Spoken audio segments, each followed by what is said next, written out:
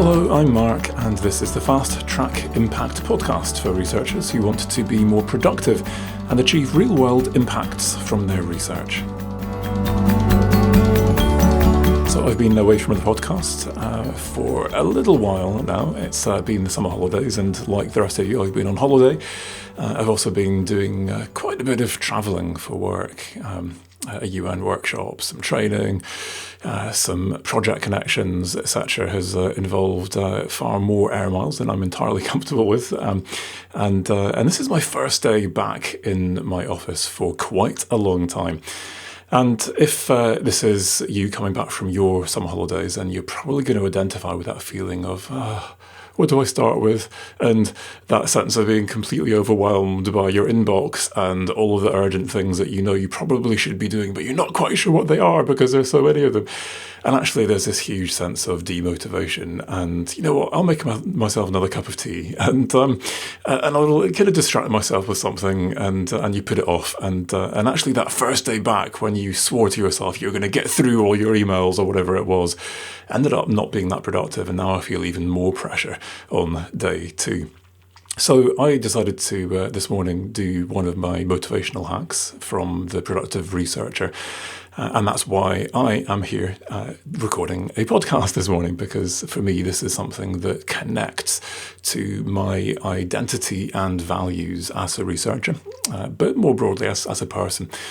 And I'm doing that to start my day. Despite the fact that I know there are lots of emails I should reply to and there's a costing on a project I should be getting to and all the rest of it. Because actually this is how I'm going to fill myself up with the inspiration, the motivation, the focus in terms of why I'm doing all of that stuff. So that I then get onto that stuff with, more limited time, but I do it efficiently and I enjoy it, hopefully. We'll see how it goes. That's the theory. Now, for those of you who've read The Productive Researcher, you'll understand a bit more of the theory behind this and some of the exercises that I do, my identity pie chart, my timed pie chart, etc. Go back to some of my previous podcast episodes if you want to find out more about that. But for me, one of the most fascinating things that I've learned in the last few weeks of travelling was a piece of research that was sent to me by a colleague from University of Leeds, Rebecca Pianazek. Sorry if I just mispronounced your name. So Rebecca attended one of my trainings at Leeds based on the Productive Researcher book and said, I study motivation and multiple goal theory. And this stuff resonates really clearly with this literature. Have you read it? And as it happened, I hadn't read that. Although I do suspect now, having read it, that maybe I did and I forgot, or there's some kind of subconscious thing going on, because she's right, there is a massive confluence of ideas here between this literature and the stuff that I've been talking about, that I found through my own experience, through researching and doing the stuff behind The Productive Researcher. And I found this incredibly useful because having some actual rigorous academic theory behind this stuff actually clarifies and enables us to think even more deeply about how it is that we motivate ourselves and how we can hack those motivations to enable us to do the annoying tasks, the projects that we kind of have that heart sink when we kind of get onto them, the tasks we put off, and to do them in a way that actually is much more motivational for us, or to have the power and the foresight and the courage to drop the things that are actually not important to us, that we can drop where we have that privilege. And so what I want to do in this episode is to talk through this idea of the multiple goal theory or goal hierarchy. And I think you're going to discover that this is incredibly fascinating stuff and hugely powerful. I'll try to give you some examples of how I'm applying it and have applied it so that you can make this very practical. Now, for those of you who are actually psychologists, like Rebecca and the colleagues that I'm working with on a project linked to this theory, please take this with a bit of a pinch of salt and tell me where you think I'm getting this wrong. This is the notes that I took on this paper by Kerry Unsworth et al. And I'll give you the link to this in the show notes.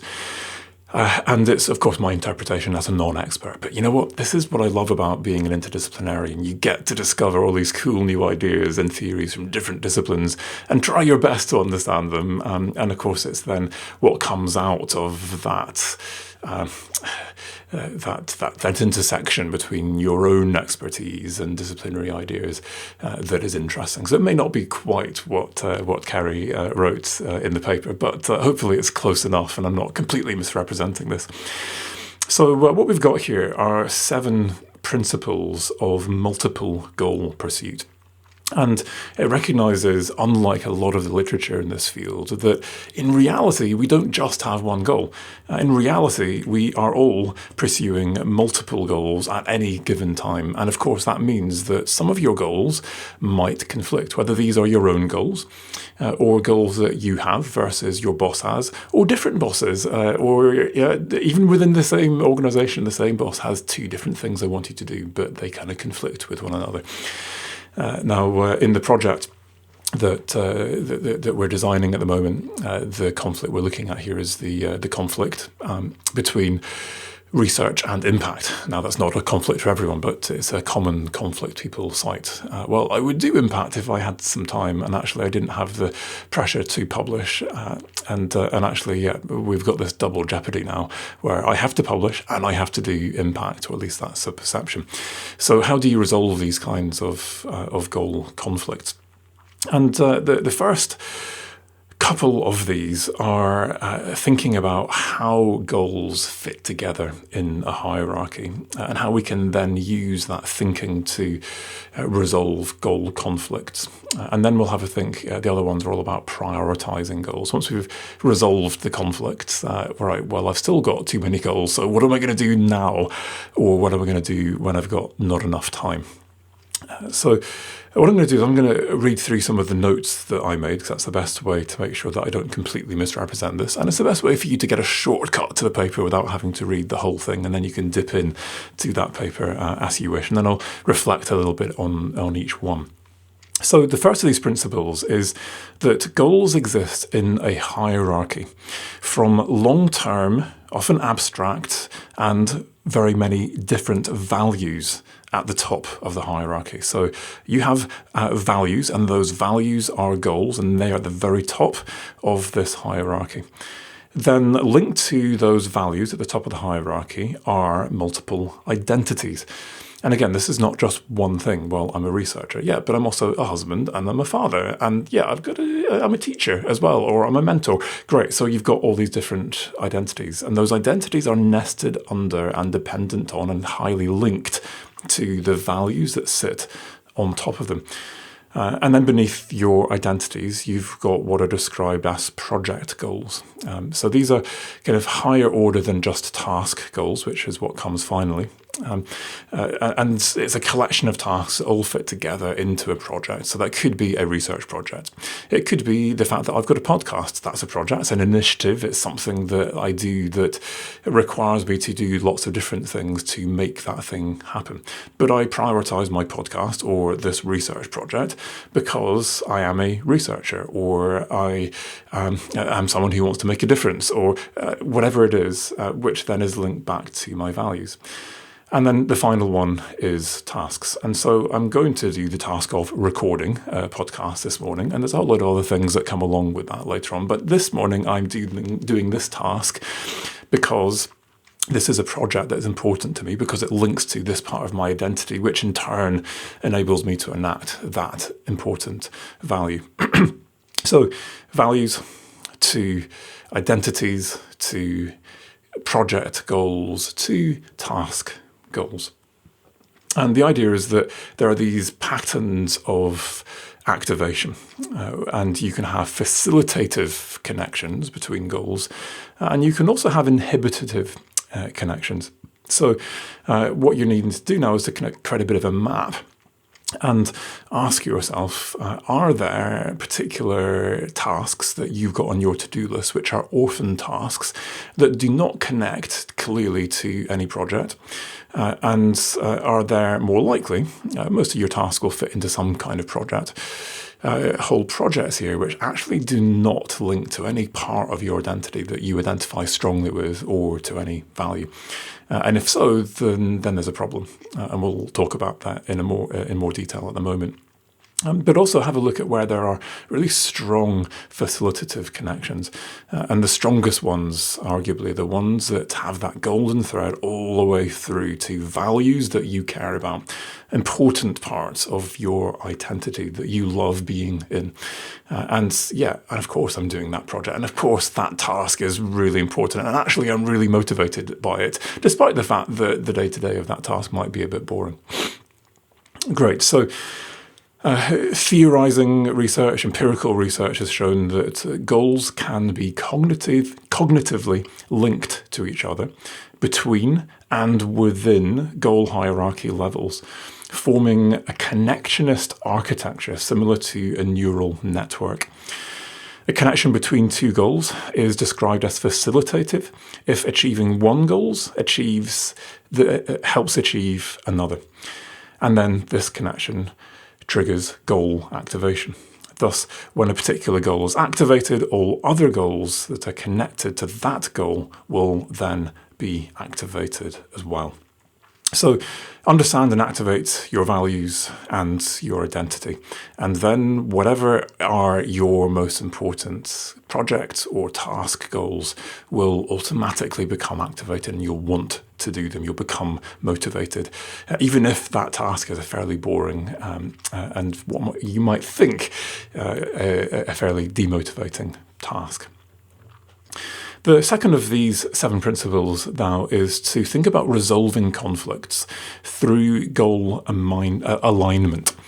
And there are 2 ways you can do this: through merging or nesting goals, or through identifying a lower order goal that satisfies all of the higher order goals. So let's look at this first one.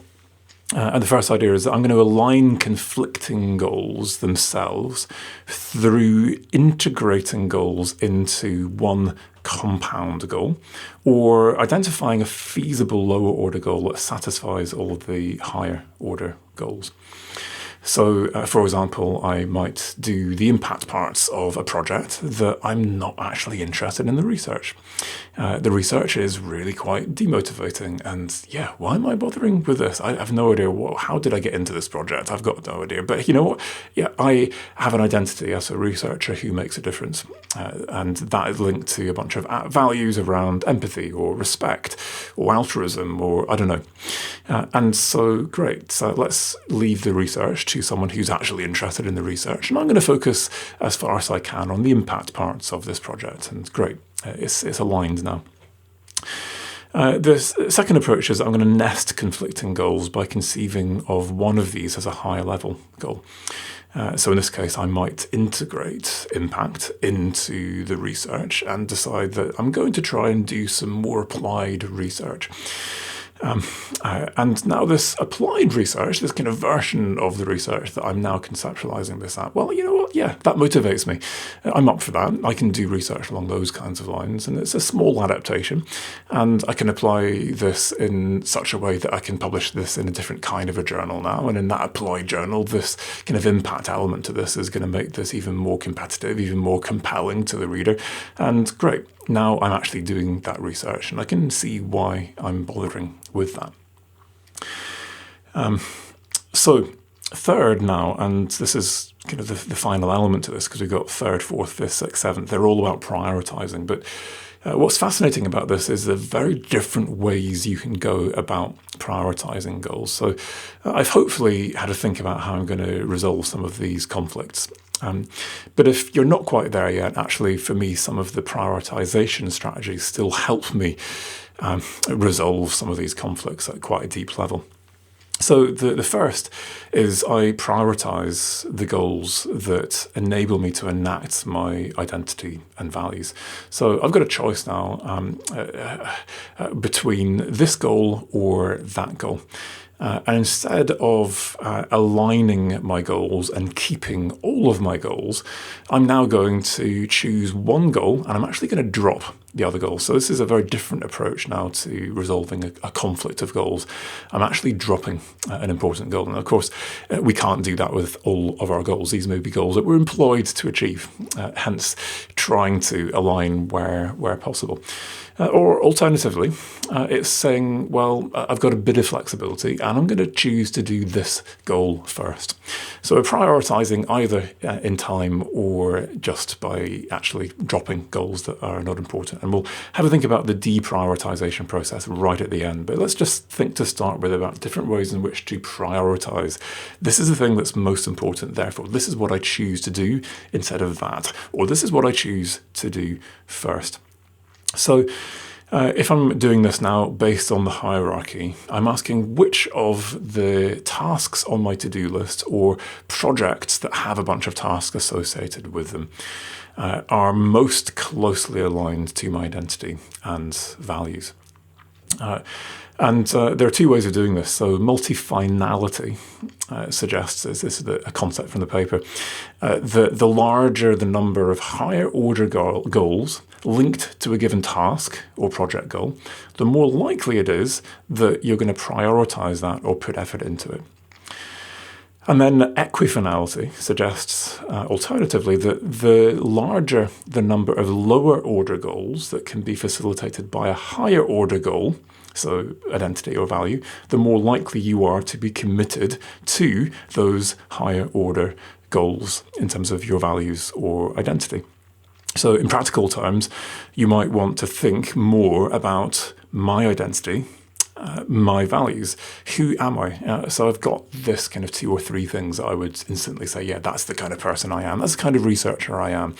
Can I explore that and think about that and break that down and subdivide that and realize that, yeah, there's a richer reality here. I am more multifaceted than I thought, and just really pin that down, which is for me why I do that pie chart exercise.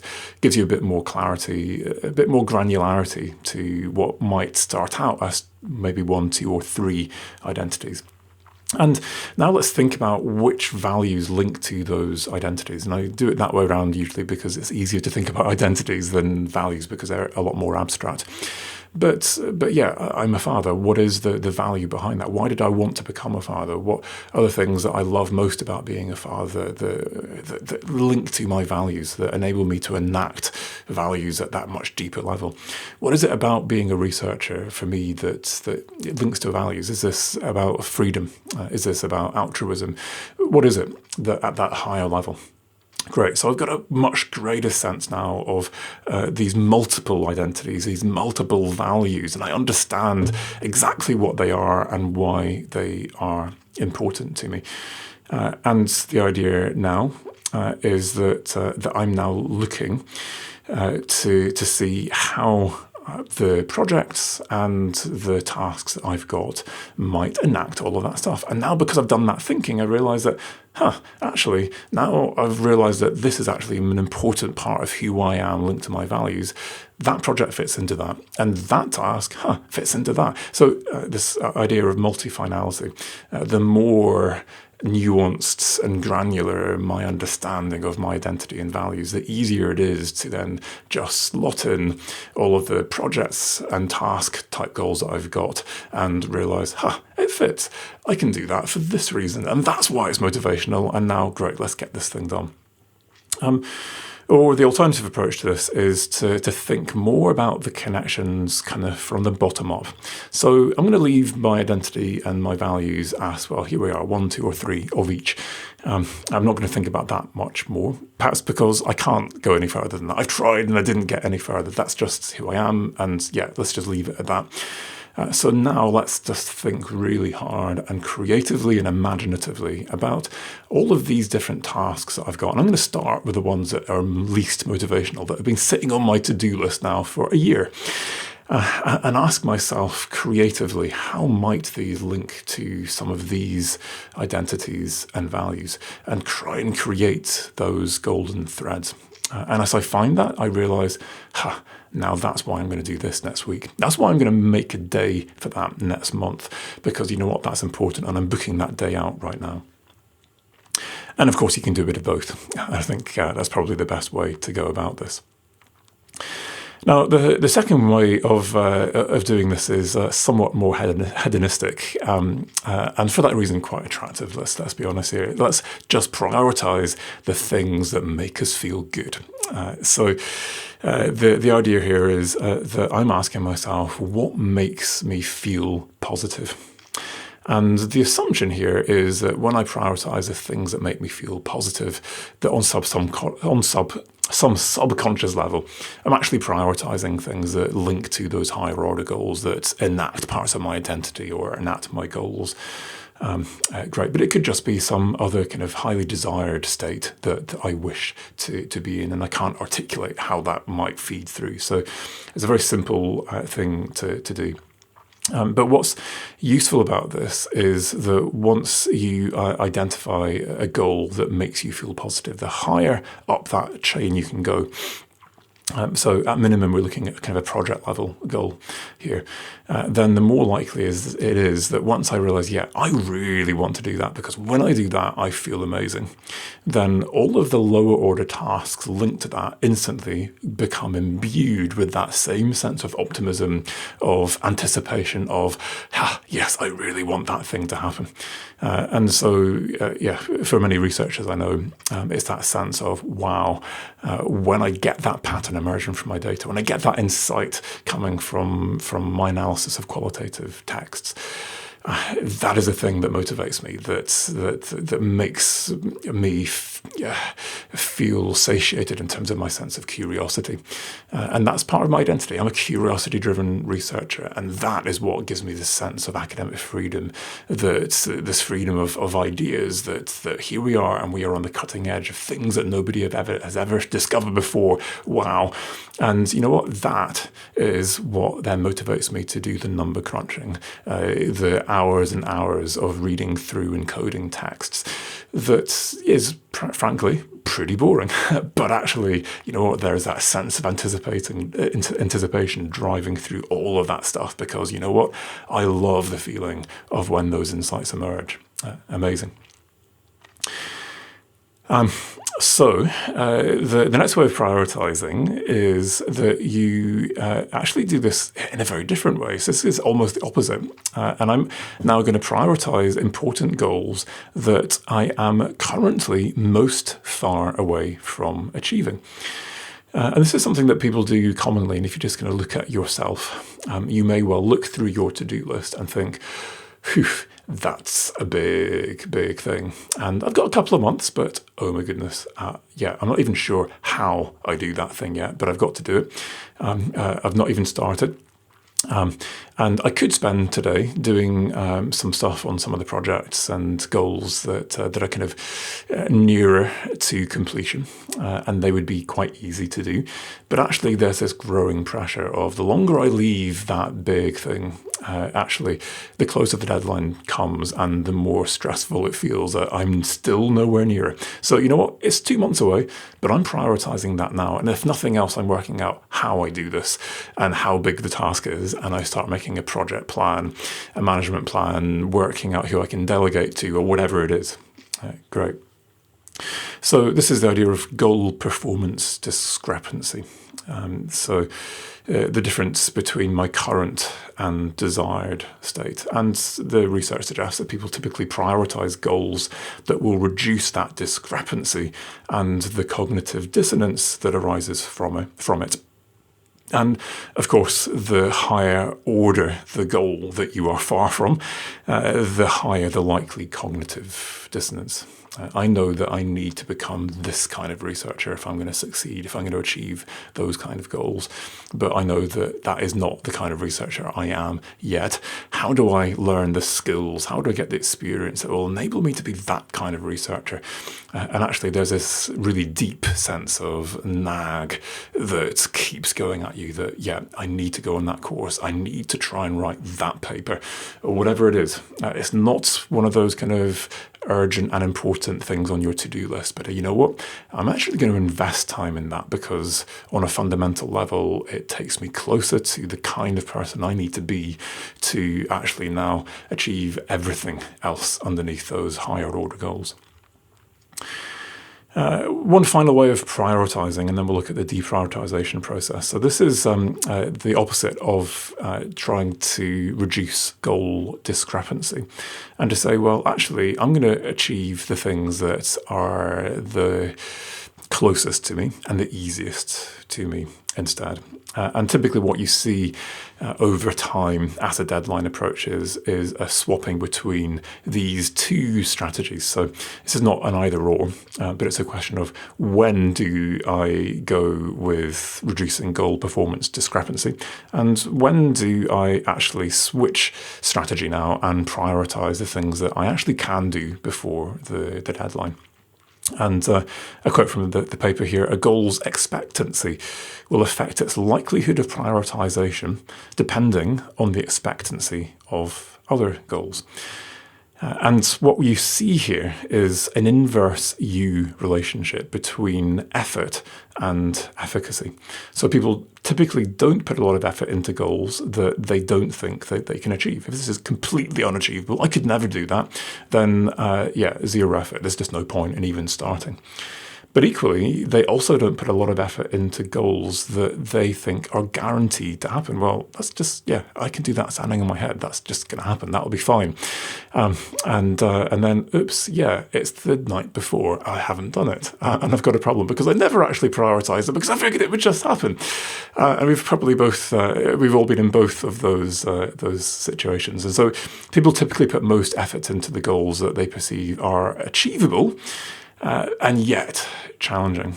And over time now, what you see is that as I am now far away from that deadline, I put my effort into reducing the goal performance discrepancy. I'm going to put my time into the thing that I am furthest away from. I've got time to work on this, and I'm going to put effort into this, and I'm going to do this ahead of time. Brilliant.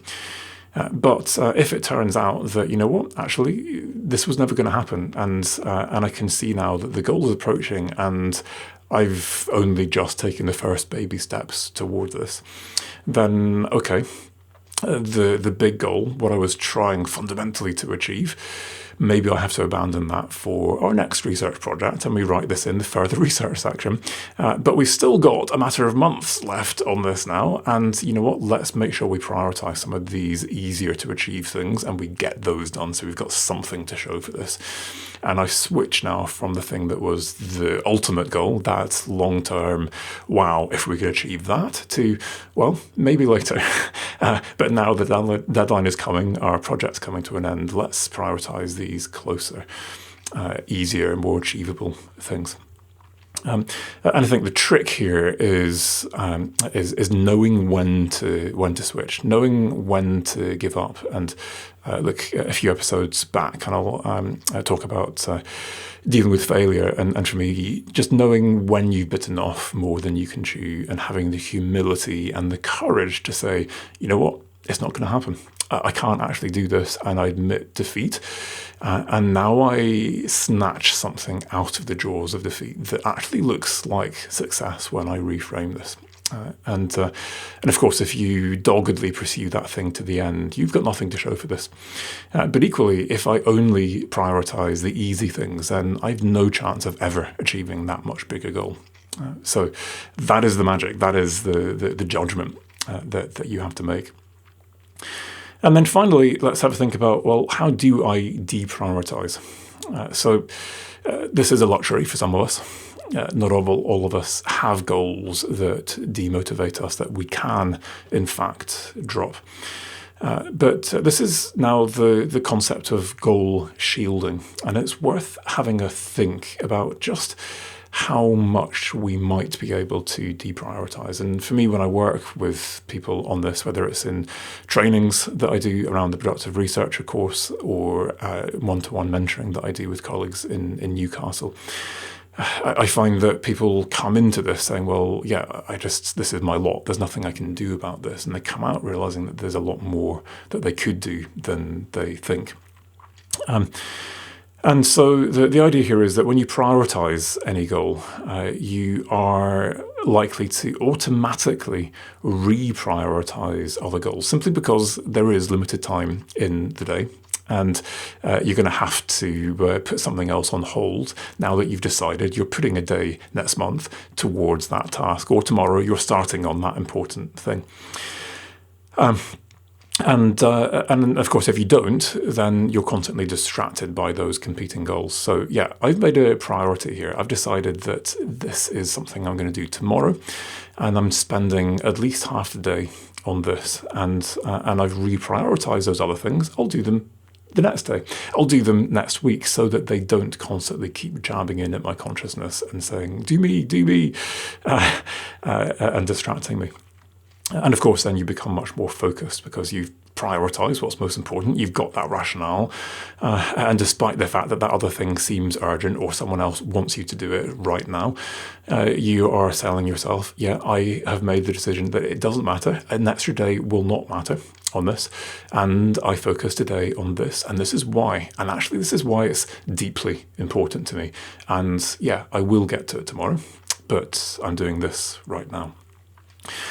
Now, there's a problem with this, though, which is that if what you are deprioritizing is a higher order goal, so actually I'm deprioritizing a part of my identity or one of my values, then you have to recognize that if there are a whole load of facilitative connections to project goals and task goals underneath those things, then actually those things are going to pretty much automatically, without you even thinking about it, suddenly drop. And I never thought again about that entire project. Yeah, I used to write a blog and it's been a year and I haven't done it. Why, what, how did that happen? And that is most people's experience when you change something at that high level, the other stuff just drops because it's not important. Why would I be doing something like that? A person like me doing something like that? Or given my values and given how that would take me away from them, yeah, it just doesn't even enter my mind to pick up whatever that thing was that I've just suddenly dropped. And so it's important to actually think about this and actually map this out and work out, now, if I drop this higher order goal, what might be some of the projects or tasks that I might suddenly drop the ball on?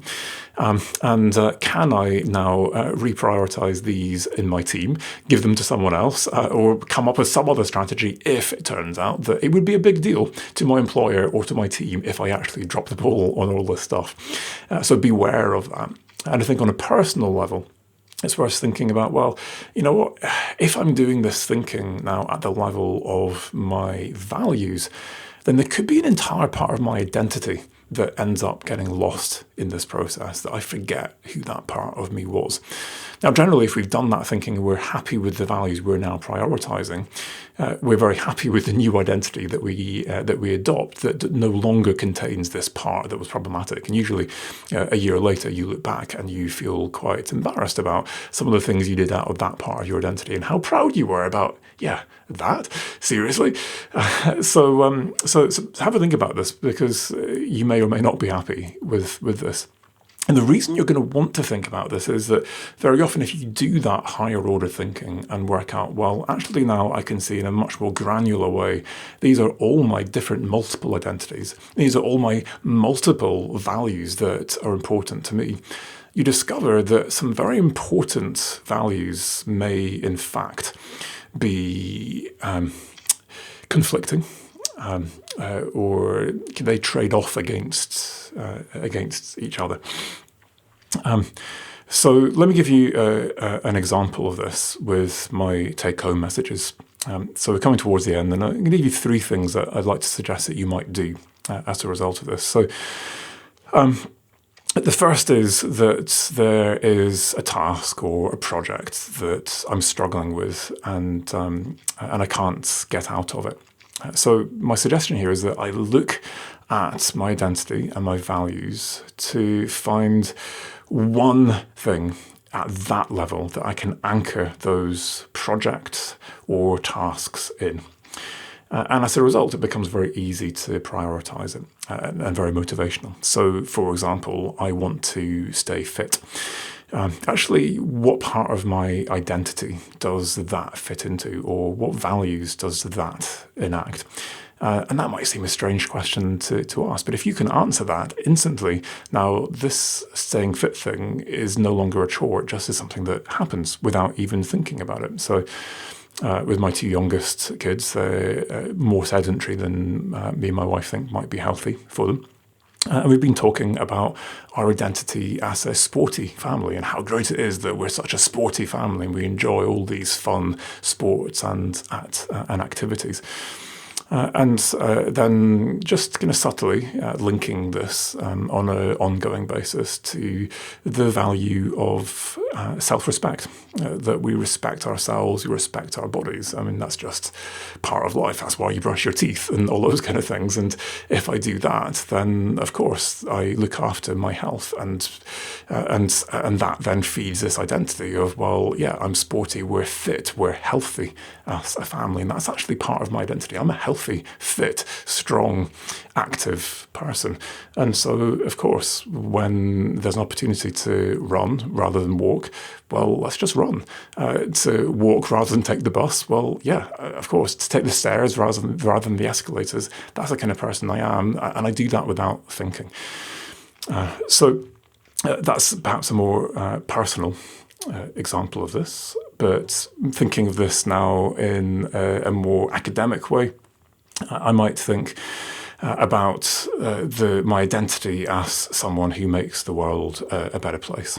And that is linked to some values around empathy or respect or that kind of thing.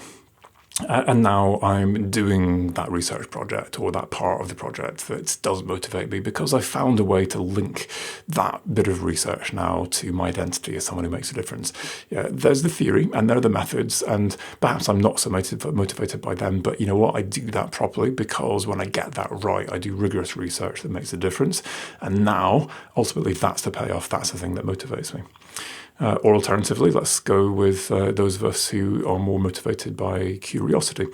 And now I'm activating that part of my identity that says, I'm intelligent, I'm inventive, I'm curious. That's part of who I am. I've always been like that. That's me. And perhaps then that links to some values around freedom. So academic freedom, for example, or community, say academic community, disciplinary communities. And now that's a bit of the project that is really not motivating me. So the impact, perhaps, yeah, I've got to do this to get the funding, and I've got to do this now for whatever reason. And yeah, the whole impact stuff, it bores me, frankly. It's not interesting. It doesn't motivate me at all. But actually, now when I activate that part of myself that says, I'm inventive, I'm curious, I'm intelligent, I'm going to come up with a really clever way of solving this problem. I'm going to think of some really inventive solutions. And I'm going to ask myself how answering these questions might actually answer questions that people out there have got that actually fascinate me more than ever before and make me go deeper than ever before into my project, my research. And yeah, I'm now doing impact, and I'm actually motivated by this stuff. And the great thing about this is that now, as a result, the things that were demotivating us, that were the cause of our procrastination, now are things that we're quite focused about, and we actually do. Now, the second take-home from this goal hierarchy is that we need to identify these goal trade-offs. as I was just speaking about in that final principle.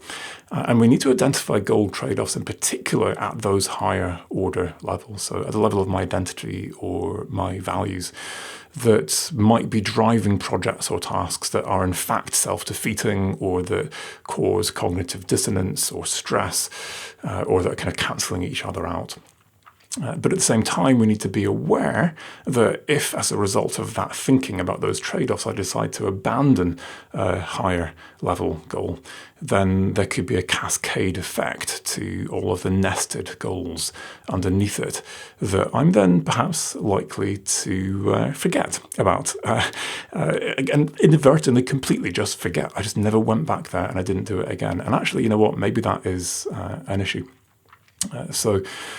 If I think about this in perhaps a more personal level now, then I'm thinking about the trade-off between a set of values that I have around respect and justice that are perhaps trading off around a set of values around tolerance and community.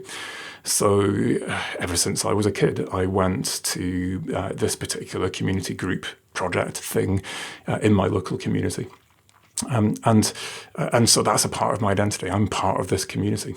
And increasingly, I've kind of moved on from these people and I have very different values from them. But I can still enact my value of tolerance because I go along and I tolerate the really horrendous views that these people have and some of the quite frankly horrendous things that they do that I'm maybe just kind of on the margins of, but I'm tacitly agreeing with and condoning because I'm not willing to actually stand up and say, you know what, that is actually really disrespectful. You know what, these are the poor, the dispossessed, the voiceless, the hungry, and you're actually making things worse for them. And actually, yeah, my values around respect and my values around empathy, perhaps, are now being really challenged. And actually, the longer this goes on, the more cognitive dissonance there is, the longer I try and hold on to values that are competing against each other.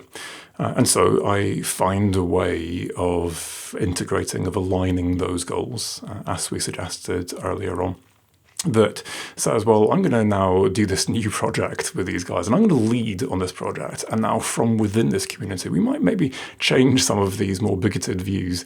And from within, actually now as a result of this now soup kitchen, perhaps, or a new food bank or whatever it is, we're putting these people in touch with the immigrants in our community or whoever it is that was the other. And actually, I'm still part of that group, and I'm actually enacting those values. Or perhaps I decide, you know what, I don't need to put myself through this, and I leave. And I do that as kindly as possible, and I stay in touch with people. And yet now I don't have that dissonance. And now let's use that time to do something that enacts those other priorities. But actually what I'm doing by doing this is I'm saying, well, you know what, maybe I'm just having to accept that I'm not as tolerant a person as I thought I was. And you know what? Yeah, there are certain people who have certain views that I find abhorrent. And here's the evidence for the terrible things that happen when you have a view like that. And actually, there is a certain line that you cross where I'm not tolerant when you start expressing views like that and behaving in ways like that to other people that you dislike or who you think are less intelligent than you or less worthy of value than you. And now, yeah, I'm going to stand up and have that self-respect and that respect for others and that sense of justice. And I'm going to enact those values. And perhaps that's actually the kind of person I am. And if that is the case, then ask yourself, what happens when you deprioritize a part of your identity that said, I was a tolerant person? Actually, you know what? I'm not that tolerant, if I'm honest, but I'm someone who fights for justice and respect. Well, what are the things then that also might disappear underneath that? The project goals, the tasks linked to your identity as a tolerant person, and map them out before you go to that place. And think about goal alignment, perhaps, as an alternative. Of course, the choice is yours. And my take home here is to do something. Do something now, I would suggest, or make a plan right now for what you're going to do tomorrow, but do something in the short term that is part of a project or an initiative. So for me, it could be a research project. It could be, for example, this morning, my podcast, that links directly to one important part of your identity and one important value to you in a really powerful way. And do that task next.